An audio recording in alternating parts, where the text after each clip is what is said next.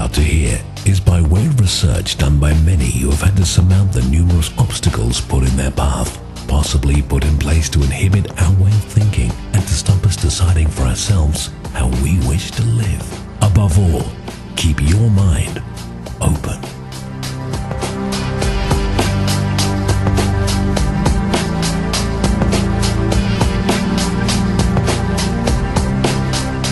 Now, this is an absolutely massive subject, so I'm going to sort of touch on the outsides of it, otherwise we'll be here all night, possibly all tomorrow, and in fact the next week, I would reckon.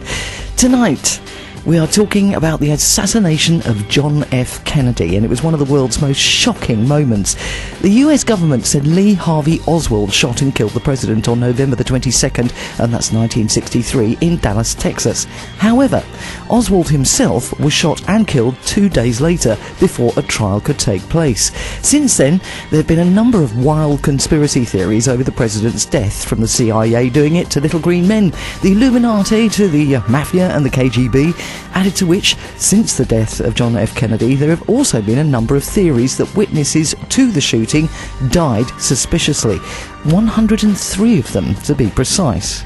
According to some of the theories, it is almost certain that more than one gunman fired at President Kennedy. Photographic and eyewitnesses evidence of shots from the front indicates that at least one shot was fired from a location other than the 6th floor of the Texas School Book Depository, which is where the rifle was found. The only solid evidence linking Oswald with the crime was his apparent ownership of the rifle. Every other important aspect of the evidence suggested strongly that he had not been directly involved in the shooting. Next, Oswald almost certainly was not on the 6th floor at the time of the shooting. He was seen by 2 witnesses on the 2nd floor shortly after the final shot. He would not have been able to descend from the 6th floor in time, and none of the witnesses on or close to the stairs saw or heard his descent. One crucial factor set a barrier that few of these conspiracy theories were able to overcome. It was clear that whether or not Oswald had been aware of the assassination plot in advance, he had been carefully set up to take the blame. For example, although there was good evidence that Oswald had in fact made at least one visit to the Cuban consulate and one to the Soviet embassy, several other encounters provided strong evidence that he had also been impersonated. In 2 telephone calls to the Soviet embassy, a man claimed to be Lee Harvey Oswald spoke terribly, hardly recognisable Russian, according to the CIA's translator. Oswald himself spoke Russian very well. Sylvia Duran and the Cuban consul general, who had 3 encounters with the man who claimed to be Oswald, both recalled that the man they met looking nothing like either the real Oswald or the man in the photographs. If there were 2 Oswalds, then only one of them could be buried in Lee Oswald's grave in the Rose Hill Cemetery in Fort Worth. In 1981, Oswald's body was exhumed and examined. The mortician, remember that man? The mortician who attended the procedure claimed that the cement burial vault was found to be broken open when dug up and that the head was found to be severed from the body. Did the conspirators replace the head of a fake Oswald with the head of the true one, or vice versa, to conceal the fact of 2 different Oswalds? After some arguments, permission was received from Baylor Hospital of Dallas Department of Pathology to use their facility, where the examination was conducted the following day. This is October the 4th, 1981. The examination team included 2 forensic pathologists and 2 forensic odontologists and their assistants, of which there were 2. The doctors worked for expenses only due to the controversial nature of the case. These facts were cited to show that none of the participants were involved for personal enrichment. Originally, it was planned to remove both the casket and the cement burial vault intact, to transport them to the vault company to be opened and then to proceed to Baylor. When the vault was exposed, it was immediately noted to be cracked, not broken open as later reports had it. The plan to transport the intact vault and casket was abandoned, and workers removed the lid of the concrete vault, finding the casket to be severely water damaged. The casket was able to be offloaded at Baylor without incident. It was taken into an examination room that had only one doorway, and to enter that room you had to walk through 2 anterooms. It was, by any standard, a secure examination site. There was no possibility of interference.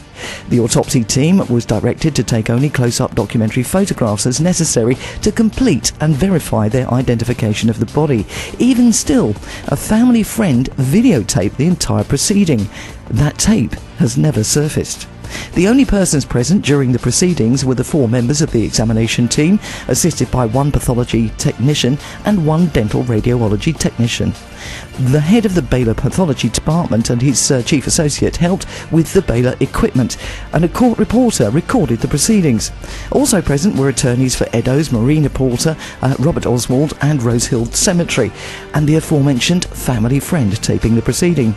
But wait, what about the mortician? Wasn't he there? After all, he is the one who told us about the severed head, amongst other things.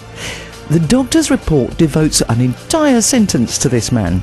That sentence is, the mortician who closed Mr. Oswald's casket remained in the room until the casket was reopened.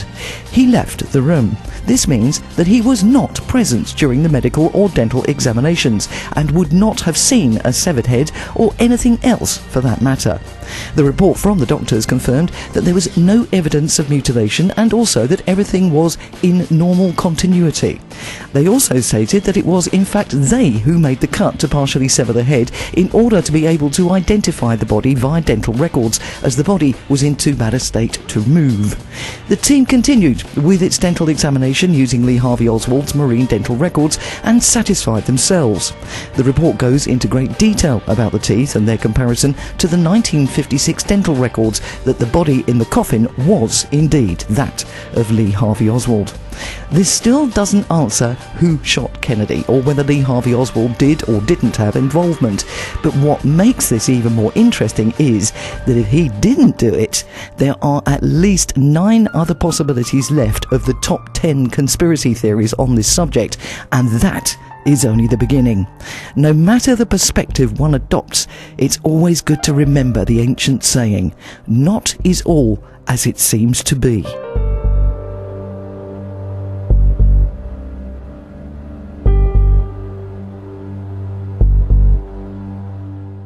Keep your mind open.